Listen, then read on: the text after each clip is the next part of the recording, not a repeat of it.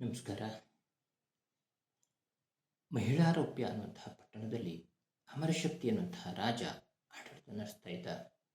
ಈತನಿಗೆ 3 ಜನ ಮಕ್ಕಳು. ಈ 3 ಜನ ಮಕ್ಕಳಿಗೆ ವಿದ್ಯೆ ತಲೆಗೆ ಹತ್ತುತ್ತಾ ಇರಲಿಲ್ಲ. ತನ್ನ ದೇಶದ ಎಲ್ಲರಿಗೂ ಹೇಳ್ತಾನೆ, ಬೇರೆ ಬೇರೆ ಕಡೆಯಿಂದ ಪಂಡಿತರುಗಳನ್ನು, ವಿದ್ವಾಂಸರನ್ನು ಕರೆಸ್ತಾನೆ. ಆದರೆ ಮಕ್ಕಳು ವಿದ್ಯೆಯನ್ನು ಕಲಿತಾ ಇರಲಿಲ್ಲ. ಚಿಂತಿತನಾಗ್ತಾನೆ. ತನ್ನ ಮುಂದಿನ ರಾಜ ಯಾರಾಗಬೇಕು ಅನ್ನೋದು ಬಹಳ ಬೇಸರ ತರಿಸುತ್ತೆ.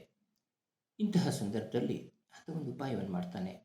ತನ್ನ ರಾಜ್ಯದಲ್ಲಿ ಡಂಗುರವನ್ನು ಸಾರಿಸ್ತಾನೆ. ಈ ರಾಜ್ಯದ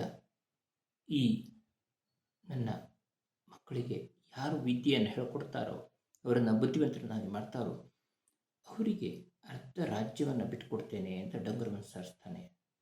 ಈ ಡಂಗುರವನ್ನು ಕೇಳಿದಂತಹ ವಿಷ್ಣು ಶರ್ಮ ಅನ್ನುವಂತಹ ಒಬ್ಬ ಬ್ರಾಹ್ಮಣ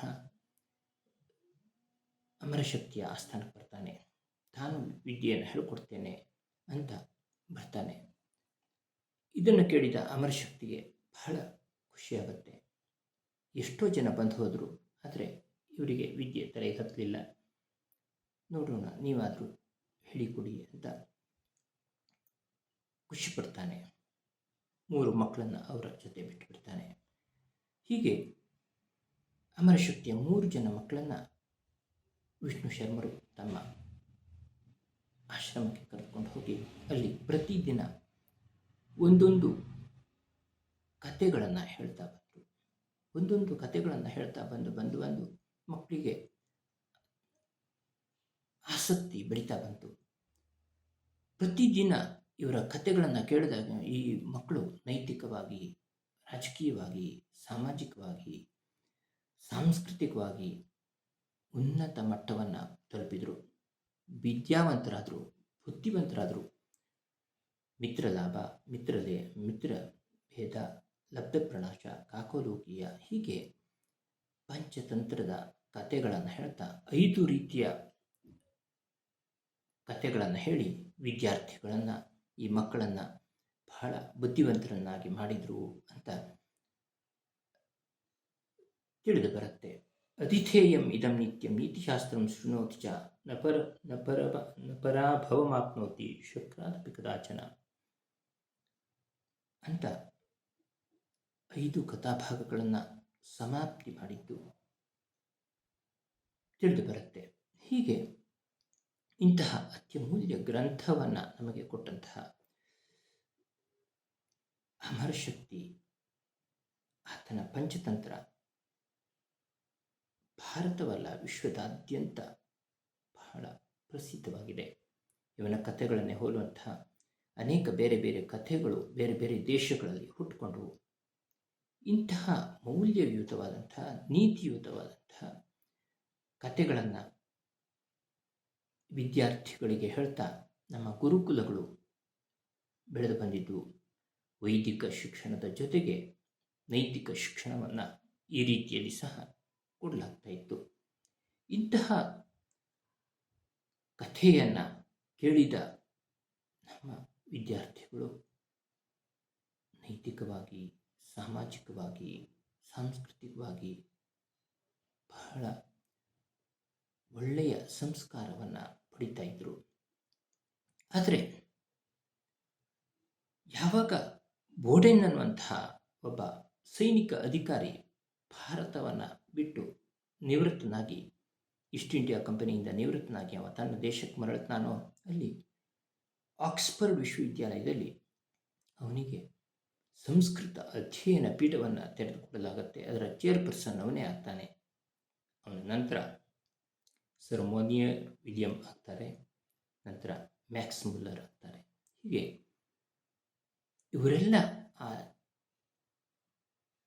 ಭಾರತದ ಸಾಂಸ್ಕೃತಿಕ ಮೌಲ್ಯವನ್ನು, ನೈತಿಕ ಮೌಲ್ಯವನ್ನು ಕಡಿಮೆ ಮಾಡಿದ್ರೆ ಭಾರತ ತಮ್ಮ ಹಿಡಿತಕ್ಕೆ ಸಿಗತ್ತೆ ಅನ್ನುವಂತಹ ಭಾವನೆಯನ್ನು ಹೊಂದಿದವರಾಗಿದ್ದರು. ಈ ಕಾರಣಕ್ಕಾಗಿಯೇ ಇವರು ಒಂದು ಕಥೆಯನ್ನು, ಈ ಪಂಚತಂತ್ರದ ಬದಲು ಇನ್ನೊಂದು ಕಥೆಯನ್ನು ಸೇರಿಸಬೇಕು ಅನ್ನುವಂತಹ ಒಂದು ಹುನ್ನಾರವನ್ನು ಇಟ್ಟುಕೊಂಡು ಕಥೆಯನ್ನು ಹೇಳಿದ್ದಾರೆ. ಯಾವ ಕಥೆಯೂ ಅಲ್ಲ.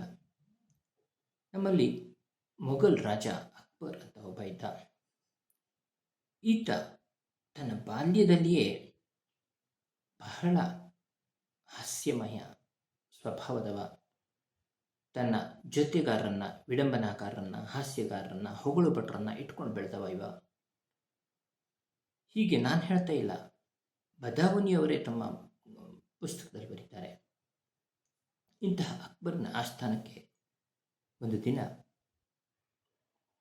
ಬ್ರಹ್ಮದತ್ತ ಅನ್ನುವಂತಹ ಒಬ್ಬ ಬ್ರಾಹ್ಮಣ, ಅರ್ಚಕ ವೃತ್ತಿಯ ಬ್ರಾಹ್ಮಣ ಬರ್ತಾನೆ. ಈತ ಕಡು ಬಡವನಾಗಿದ್ದ, ಪ್ರತ್ಯುತ್ಪನ್ನ ಮತಿಯಾಗಿದ್ದ, ಬಹಳ ಚುರುಕಿನವನಾಗಿದ್ದ, ವಿಡಂಬನೆ ಹಾಸ್ಯಗಳನ್ನು ಮಾಡ್ತಾ ಜನರನ್ನು ರಂಜಿಸ್ತಾ ಇದ್ದ. ಇಂತಹ ಬ್ರಹ್ಮದಾಸ ಈತನ ಆಸ್ಥಾನಕ್ಕೆ ಬಂದು ಈತನಲ್ಲಿ ಹಾಸ್ಯವನ್ನು ಮಾಡ್ತಾನೆ, ನಗಿಸ್ತಾನೆ, ವಿಡಂಬನೆಯನ್ನು ಮಾಡ್ತಾನೆ. ಇದನ್ನು ಗಮನಿಸಿದಂತಹ ಅಕ್ಬರ್ ಈತನನ್ನು ತನ್ನ ಆಪ್ತ ವಲಯಕ್ಕೆ ಸೇರಿಸ್ಕೊಳ್ತಾನೆ. ಈತನಿಗೆ ರಾಜ ಅನ್ನುವಂತಹ ಬಿರುದನ್ನು ಕೊಡ್ತಾನೆ, ಪಟ್ಟವನ್ನು ಕೊಡ್ತಾನೆ, ಮಂತ್ರಿ ಕೊಡ್ತಾನೆ. ಈತನ ಹೆಸರನ್ನು ಬೀರ್ಬಲ್ ಅಂತ ಬದಲಾಯಿಸ್ತಾನೆ. ಬೀರ್ಬಲ್ ಅಂತಂದರೆ ಪರಾಕ್ರಮಿ ಅನ್ನುವಂತಹ ಅರ್ಥ. ಈತನನ್ನು ಮೇಲ್ಮಟ್ಟಕ್ಕೆ, ಅಂದರೆ ಈತನಿಗೆ ಕವಿ ಅನ್ನುವಂತಹ ಬಿರುದನ್ನು ಸಹ ಕೊಡ್ತಾನೆ. ನಾಗರಕೋಟ್ ಕಾಂಗ್ರಾ ಅನ್ನುವಲ್ಲಿ ಜಯಚಂದ್ ಆಡಳಿತ ನಡೆಸ್ತಾ ಇದ್ದ. ಈ ಜಯಚಂದ್ರನ ಆಡಳಿತದ ಮೇಲೆ ಅಕ್ಬರ್ ದಾಳಿ ಮಾಡ್ತಾನೆ. ದಾಳಿ ಮಾಡಿದ ಅಕ್ಬರ್ ಆ ಕೋಟೆಯನ್ನು ವಶಪಡಿಸ್ಕೊಳ್ತಾನೆ. ಅಲ್ಲಿಂದ ಕಾಂಗ್ರಾದಲ್ಲಿರುವಂತಹ ಪ್ರಸಿದ್ಧ ಮಂದಿರವೊಂದನ್ನು ನಾಶ ಮಾಡ್ತಾನೆ. ಮಂದಿರ ನಾಶ ಮಾಡಿದ ಜೊತೆಗೆ ಮಂದಿರದಲ್ಲಿದ್ದಂತಹ ಎಲ್ಲ ಅರ್ಚಕ ವರ್ಗ ಮತ್ತು ಸಿಬ್ಬಂದಿಗಳನ್ನು ಹತ್ಯೆ ಮಾಡ್ತಾನೆ. ಜೊತೆಗೆ ಆ ದೇವಸ್ಥಾನಕ್ಕೆ, ಆ ಮಂದಿರಕ್ಕೆ ಒಳಪಟ್ಟಂತಹ ಗೋಶಾಲೆಯನ್ನು ಬಿಡುವುದಿಲ್ಲ. ಸಾವಿರಾರು ಗೋವುಗಳಿದ್ದಂತಹ ಆ ಗೋಶಾಲೆಯಲ್ಲಿದ್ದಂತಹ ಗೋವುಗಳನ್ನು ಕಡಿದು ಅದರ ರಕ್ತವನ್ನು ಮಂದಿರಕ್ಕೆ ಹಚ್ಚುತ್ತಾನೆ ಅಂತ ಇತಿಹಾಸ, ಅದೇ ಅಲ್ ಬದಾವನಿ ಬರೆದಂತಹ ಇತಿಹಾಸದಲ್ಲಿ ಸಿಗುತ್ತೆ. ಇಂತಹ ಅಕ್ಬರ್ ಹೀಗೆ ಮಾಡ್ತಾ ಇರಬೇಕಿದ್ರೆ, ಇದು ಈ ನಾಗರಕೋಟ್ ಕಾಂಗ್ರಾ ಈ ಪ್ರದೇಶ ಜಹಗೀರಾಗಿ ಕೊಟ್ಟದ್ದು ಬೀರ್ಬಲ್ನಿಗೆ. ಬೀರ್ಬಲ್ ಅದರ ಆಡಳಿತಗಾರನಾಗಿದ್ದ. ಅವ ತಡಿಬೇಕಿತ್ತು, ಆದರೆ ತಡಿಲಿಲ್ಲ. ಒಬ್ಬ ಹಿಂದುವಾಗಿ ತನ್ನ ಸಂಸ್ಕೃತಿ, ತನ್ನ ಮಂದಿರ, ತನ್ನ ಭಕ್ತಿಯ ಕೇಂದ್ರ, ಶ್ರದ್ಧಾ ಕೇಂದ್ರ ನಾಶವಾಗುತ್ತೆ ಅಂತ ಹೇಳುವಾಗ ತಡಿಬೇಕಿತ್ತು. ತಡೆಯದೆ ಸುಮ್ಮನೆ ಕೊಡ್ತ. ಆ ಕಾಲಕ್ಕೆ ಹಿಂದೂಗಳು ಅಕ್ಬರನಿಗಿಂತ ಜಾಸ್ತಿ ಸಿಟ್ಟುಗೊಂಡದ್ದು ಬೀರ್ಬಲ್ನ ಮೇಲೆ. ಒಬ್ಬ ಬ್ರಾಹ್ಮಣನಾಗಿ, ಒಬ್ಬ ಹಿಂದುವಾಗಿ ಮಂದಿರ ನಾಶವನ್ನು ತಡೀಲಿಲ್ಲ, ತನ್ನ ಸ್ವಾರ್ಥಕ್ಕಾಗಿ ಬಲಿ ಕೊಟ್ಟ ಅಂತ. ಅಂತಹ ಅಕ್ಬರ್ ಮತ್ತು ಬೀರ್ಬಲ್ ಇವರ ಕಥೆಯಲ್ಲಿ ಏನು ನೈತಿಕ ಮೌಲ್ಯವೇ ಇಲ್ಲದ ಕಥೆಗಳು, ಕೇವಲ ವಿಡಂಬನೆಯ ಕಥೆಗಳು.